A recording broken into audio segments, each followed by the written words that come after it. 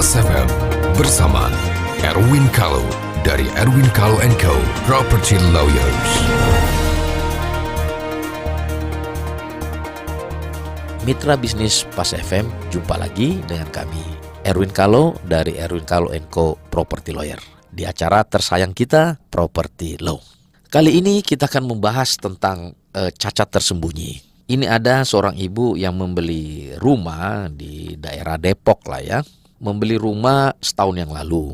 Sekarang itu rumahnya longsor. Di belakang itu ambles rumahnya ya. Ini dengan Ibu Rahimah ya. Ibu Rahimah membeli rumah lantas ambles di belakangnya. Nah, di dalam waktu setahun yang lalu sebelum menempati rumah, pasti ada namanya berita acara serah terima. Nah, ini di Ibu Rahimah mengatakan bahwa di dalam acara serah terima itu, waktu dia komplain ke developer mengatakan di berita acara serah terima itu dikatakan bahwa terhitung sejak tanggal serah terima ini, maka developer tidak bertanggung jawab lagi ya terhadap kerusakan ya terhadap lain-lain sebagainya. Nah, kalau misalnya itu ambles atau longsor, bagaimana? Siapa yang bertanggung jawab? Pertama-tama saya katakan bahwa tentang berita acara serah terima. Biasanya sebelum kita serah terima itu ada namanya developer mengundang customer untuk checklist. Baik di landed maupun di apartemen. Itu di checklist. Checklist udah cocok nggak dengan speknya.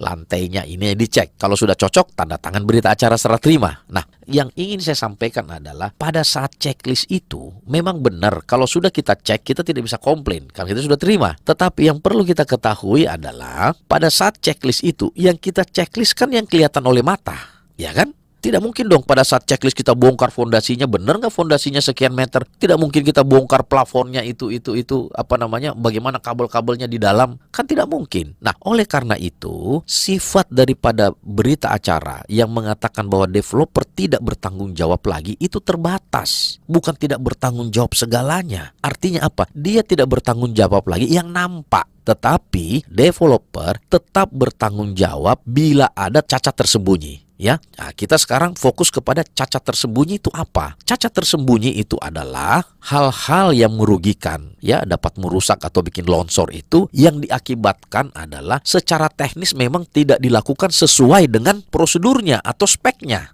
Itu cacat tersembunyi. Kalau dia longsor karena gempa bumi, itu tidak, bukan.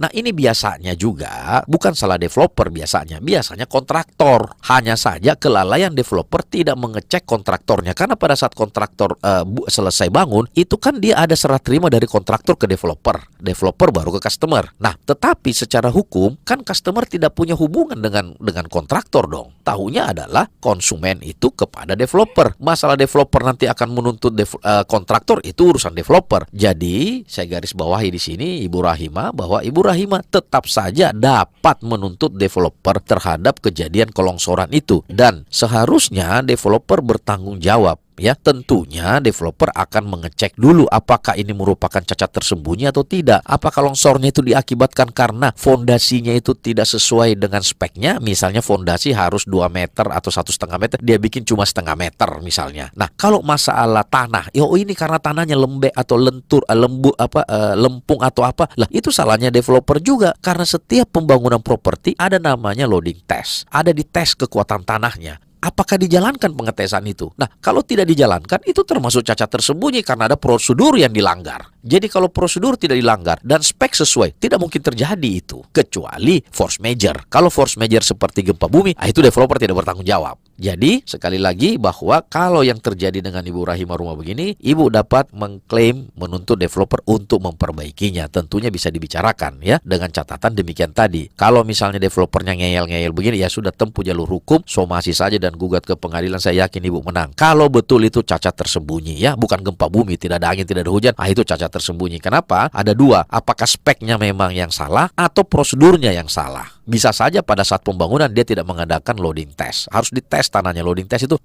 seberapa kuat tanah ini menampung bangunan di atasnya. Demikian Ibu Rahimah, semoga ada manfaatnya bagi kita semua. Terima kasih, sampai jumpa.